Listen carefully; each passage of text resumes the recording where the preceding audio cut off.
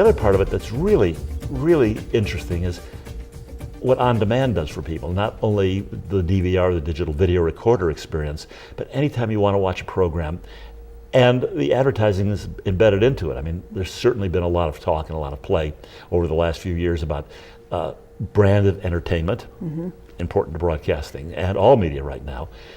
Certainly product placement, which is part of that equation, which is basically TiVo-proof. And also now you get into this whole issue of coordination.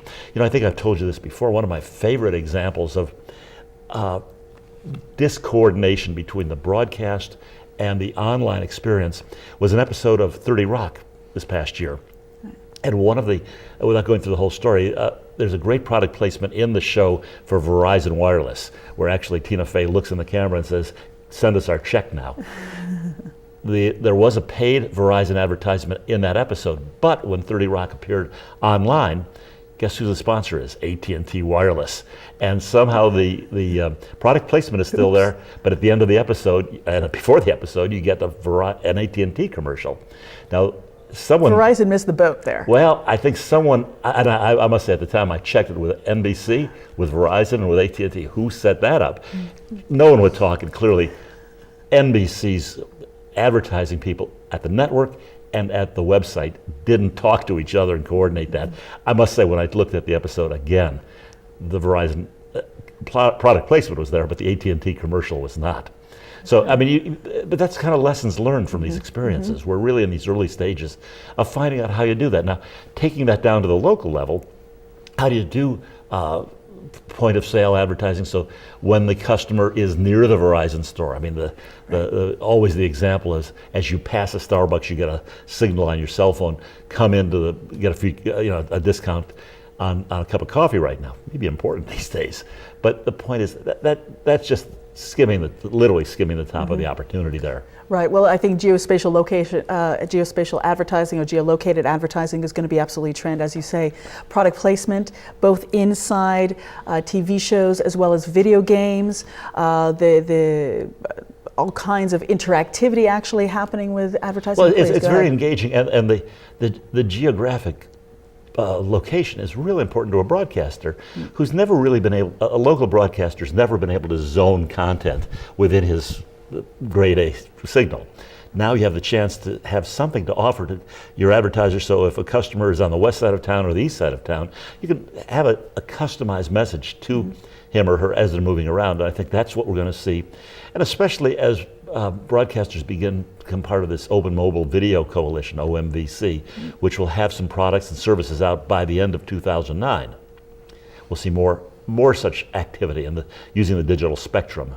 And I think that'll feed right back into the measurement and the metrics, where as people are more located and as people are going to be able to, frankly, be tracked and their behavior monitored, that we're going to be able to see what they're seeing, what they're doing, how they're interacting, what transactions they're in fact taking place, and then what level of that localization is really effective and it's not effective. So we're going to also be able to tweak the media and the delivery and what we're delivering to the consumer much more effectively going in the future. Yeah, but you raised a couple points in that, Limor, about privacy, security, and all kinds of other issues, which I suspect I'm quite sure are going to be part of the new administration's look at how media function, and probably more sympathetic ear than we've had in recent years about what dangers there are. Now, the research we have, again, shows that younger viewers are pretty oblivious to this. And if you look at Facebook or MySpace and see some of the candid revelations you find on those about how young viewers are willing to expose themselves online. Sometimes literally. Literally, yes. I'm careful how I say that, but there are real questions about what this generation of consumers, this Generation M of young consumers, are going to put up with, tolerate, and whether government intervention will matter. I think that's right. I think it's also quite interesting to see what the industries are willing to do on their own accord to self-regulate. So the Mobile Marketing Association already has many standards in place to monitor both spamming and monitor the privacy issues of the people that are what kind of information is being captured and what's being pushed to them. And I think that's quite important as well. Yeah, I mean, we're talking about an era of, I would think, much more public-private partnerships to do both the self-regulation and the cautionary word. But I think the market's going to really, in this case, is going to determine what they're willing to put up with. And again, the market is ultimately what governs most of this.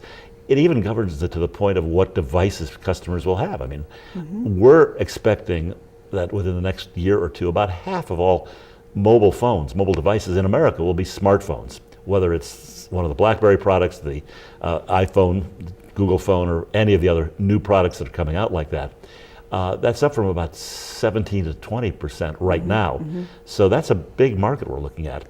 And in some ways, it has the potential to be even greater than the desktop market. I mean, just as a benchmark, and the US is not a valid example of what's going on worldwide, but globally, there's so much hope for the mobile market. Half the people in the world have a mobile phone of some sort. Half the population of the world, 3.5 billion mobile phones. And only about 800 million have desktop or laptop computers. So the mobile platform, now not all these are smartphones, not all of them have the great capabilities that the most advanced phones have today, but we're looking at a mobile marketplace, which, by the way, broadcasters are great at serving because, among other things, they've got airwaves. They've got a way to reach mobile devices. So now let's talk a little bit more about the personal side, social networks. Social networks and media distribution. Where do you see that happening? We've got have some astonishing numbers here that I always love. In August alone, Facebook had 43 million uniques. One of this, MySpace in the United States, and in MySpace, the United States had 71 million uniques. Worldwide, that had 155 million. So clearly, those are unique visitors that are actually in 1 month that are repeating every time, because people don't just go to MySpace once a month. Most often, they are visiting many times a month, and so there are multiple ways of seeing, acquiring, snacking on media, looking at advertising. So how are social networks going to be playing in this media distribution? Well, yeah, the question a lot of people think is, the question is it a fad? I mean, have we, MySpace had its ascendance, and is it in decline now? I don't think it is. Facebook is certainly clearly still going up. Are there other social networks? How many social networks can you be part of? I mean, just the 24-hour problem. Can you do multiple things multiple times constantly and be distracted, because they do lead you down different paths every time you use it. So it creates, I think there still is a lot of growth, and what I believe we're going to see is more specialized social networks. In other words, networks built on existing relationships. Some of the social networks like, I think LinkedIn talks about, or Plaxa talks about only using us for real people you really know, as opposed to just endless opportunity to find new friends on Facebook, some of whom you really don't want as friends.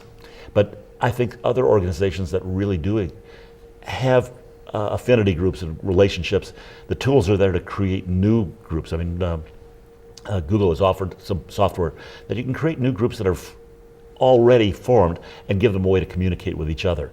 Another interesting opportunity for a brand like a TV station, like a media company, to extend its relationships with the users and steer them back and forth across their different platforms. Right, push them and pull them across people. So let's give a little summary here. So 2008, if you were going to categorize it, what would you give it as a title for 2008? Oh, that's a good question. 2008 is the year of, among other things, it was the year of learning and the beginning of great change.